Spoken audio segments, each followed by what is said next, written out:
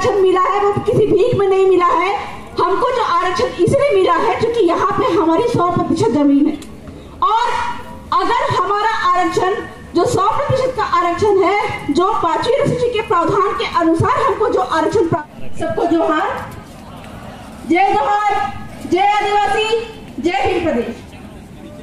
पुरखों को नमन करते हुए और साथ ही साथ में हमारे यहाँ पे उपस्थित सभी अतिथिगण और जो संचालक समिति है, इनको मैं बहुत बहुत जोहार करना चाहूंगी। साथ ही यहाँ पे उपस्थित हमारे सभी भाई बहनों को भी मैं बहुत बहुत जोहार करना चाहूंगी। चूंकि समय अभाव है, मैं बहुत ही कम शब्दों में अपनी बातों को रखना चाहूंगी। आज मोस्टली हम यहाँ पे एकत्रित हुए हैं आरक्षण को लेकर, जल जंगल जमीन को लेकर। हमारे पुरखों ने जो लड़ाइयाँ लड़ी है, हमको जल जंगल जमीन के अधिकार दिलाने के लिए लड़ाइयाँ लड़ी है, जिसके कारण हमको भारत के संविधान में ये पावर मिला है कि जल जंगल जमीन और खनिज पे आदिवासियों का एकाधिकार है। साथ ही साथ जो 5वीं अनुसूची के तहत आरक्षण की हम बात करते हैं कि यहाँ के सारे पदों पे सिर्फ और सिर्फ यहाँ के स्थानीय आदिवासी ही भर्ती होने चाहिए। तो आज मुझे बोला गया है मुख्यतः कि मैं जमीन की बातें करूं। जमीन को लेकर हमारे बाप दादाओं ने जो भी अधिकार हमको दिलवाए थे, उस अधिकारों पर जो भी सुप्रीम कोर्ट के जो सबसे बड़े कोर्ट के जजमेंट आए हैं और किस प्रकार से आदिवासी मालिक है, इस बात की जानकारी हम लोगों को दें। लेकिन जब हम बात करते हैं आरक्षण की, मुझे मना किया आरक्षण के बारे में, लेकिन मैं थोड़ा बहुत रखना चाहूंगी कि हमको जो जमीन मिली है वो हमको बाप के बाप के बाप के बाप से मिली है। और ये जो आरक्षण हमको मिला है, जो हम बात करते हैं कि 100% आरक्षण की बात करते हैं, ये आरक्षण भी हमको इसीलिए मिला है क्योंकि हमारे बाप के बाप के बाप की जमीन थी, किसी और की जमीन नहीं थी। तो इस प्रकार से 2013 और 2016 की अधिसूचना जो निकली है वो बिल्कुल ही असंवैधानिक है, क्योंकि 100% जमीन हमारी है। और सबको ये जानना बहुत जरूरी है कि जिसकी जितनी जमीन उसकी उतनी आरक्षण।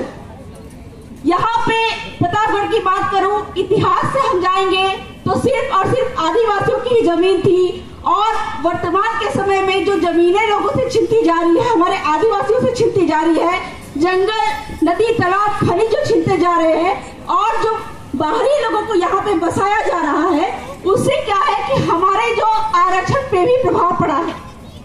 तो वर्ष 2012 में इसी बात को लेकर, चूंकि यहाँ पे 100% जमीनें जो है वो यहाँ के स्थानीय आदिवासियों की है, इसलिए हमको जो आरक्षण मिला है वो किसी भीख में नहीं मिला है। हमको जो आरक्षण इसलिए मिला है क्योंकि यहाँ पे हमारी 100% जमीन है। और अगर हमारा आरक्षण जो 100% का आरक्षण है, जो 5वीं अनुसूची के प्रावधान के अनुसार हमको जो आरक्षण प्राप्त है, ये आरक्षण हमको अगर नहीं मिलता है, या जो 2013 और 16 का जो अधिसूचना निकाली गई है गलत तरीके से, ये अगर रद्द नहीं किया जाता है तो इसके सबसे बड़े जिम्मेदार कलेक्टर महोदय होते हैं। और आने वाले दिन में यदि जल जंगल जमीन पे आदिवासियों का एकाधिकार नहीं होता है और जितने भी जमीनें आदिवासियों से छीनकर गैरों को दी गई है, गैरों के बसने की वजह से यहाँ पे जो आरक्षण हमसे छीन गया है, इसका अगर तत्काल उपाय नहीं किया गया तो हम इस पे माननीय सुप्रीम कोर्ट, हाई कोर्ट में जाकर इस बात को उठाएंगे और कलेक्टर महोदय को पार्टी बनाएंगे और उनको भी हम कोर्ट में घसीटेंगे। तो आदिवासियों की जमीनों से ही आरक्षण है। सुप्रीम कोर्ट ने भी ये बात कही है 3 अमी रेड्डी जजमेंट 1988 में। क्या बोला है कि आदिवासी क्षेत्र में आदिवासी की जो जमीन है वो आदिवासी को ही बिकेगी। इनफैक्ट यहाँ पे अगर गैर आदिवासियों की भी जमीन है, हमको ये बात समझना पड़ेगा कि गैर आदिवासी की बात हम क्या कर रहे हैं। 1950 के समय में जितने भी आदिवासी यहाँ पे थे, साथ ही साथ हमारे बाप दादाओं ने जिन गैर आदिवासियों को यहाँ पे रखा था, वो तो यहाँ पे रखेंगे। सुप्रीम कोर्ट ये बात कर रही है, वो तो यहाँ पे रहेंगे।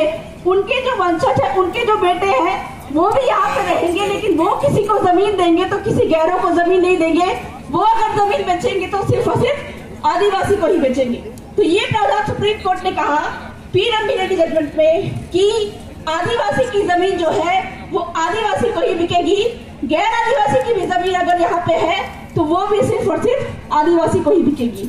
तो इस प्रकार से 1950 के बाद आए हुए जो गैर आदिवासी है वो यहाँ पे असंवैधानिक है, और इस प्रकार से बिना कलेक्टर महोदय की पूर्व मंजूरी के कोई भी गैर आदिवासी यहाँ पे जमीन नहीं ले सकता, कोई भी आदिवासी यहाँ पे जमीन नहीं ले सकता।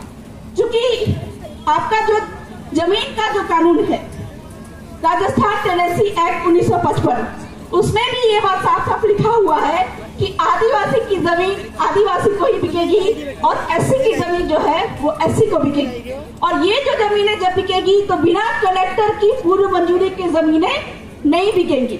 इस प्रकार से यहाँ पे कोई भी आदिवासी जमीन खरीदता है, गैर आदिवासी जमीन खरीदता है, तो उसके सबसे बड़े जिम्मेदार कलेक्टर महोदय होते हैं। और इस प्रकार से हमारे जो छीनते आरक्षण है इसके सबसे बड़े जिम्मेदार कलेक्टर महोदय ही हैं। तो आज इस मंच के माध्यम से मैं ये कलेक्टर महोदय को सूचित करना चाहूंगी कि 1950 से लेके आज तक में जितने भी आदिवासियों की जमीन गैरों के बीच में गई है उनको हमारे आदिवासियों को वापस दिलवाइए, ताकि जो 1950 के बाद में संविधान आने के बाद में जो हमको प्रावधान मिला है 100% आरक्षण का, यहाँ के स्थानीय आदिवासियों को नौकरियों में जो आरक्षण प्राप्त है वो उनको प्राप्त हो सके।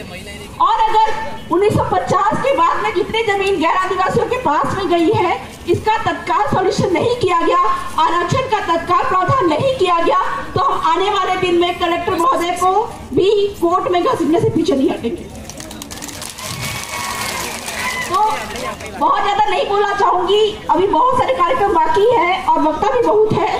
तो मैं मंच से ये अनुरोध करना चाहूंगी कि हमारे माया दीदी को भी थोड़ा सा वक्त दिया करने का समय दान कर रही हूँ, कृपा करके उनको भी मंच दीजिए। आप जोहार, जय आदिवासी, जय भील प्रदेश।